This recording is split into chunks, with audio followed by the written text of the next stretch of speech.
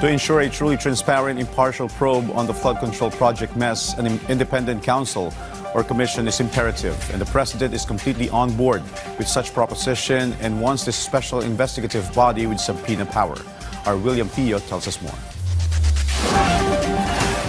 President Ferdinand Marcos Jr. is set to empower an independent commission tasked to lead a wide-ranging probe into alleged irregularities in flood control projects.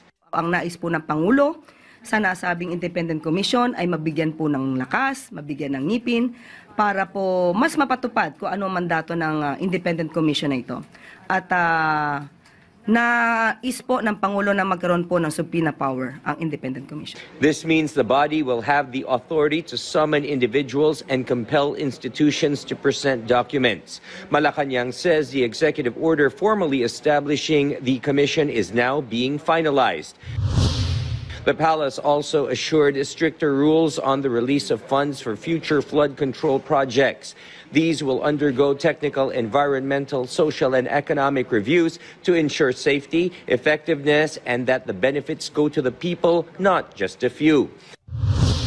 The palace urged the public to remain calm after a protest outside a company owned by the Diskaya family, which faces allegations of involvement in questionable flood control projects, was held. Hindi po na naisin ng Pangulo na ganito ang mangyari. Sabi nga po ng Pangulo, sinusunod po natin ang due process.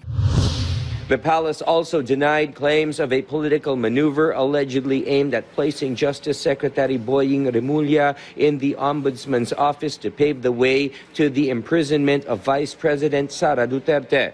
There's nothing to worry about in their statements. They are just creations of fertile and wild imagination. Meanwhile, President Marcos Jr. conferred the Order of Sikatuna Grand Cross Datu Gold Distinction on Ambassador Antonio Manuel Lagdameo and Ambassador-designate Bernadette Therese Fernandez. Lagdameo was honored for nearly 2 decades of service, including his role as the country's permanent representative to the United Nations. Fernandez was recognized for her contributions to the Department of Foreign Affairs, especially in assisting Filipinos in Italy and repatriating more than 300 nationals during the pandemic. William Theo for the National TV Network for a new and better Philippines.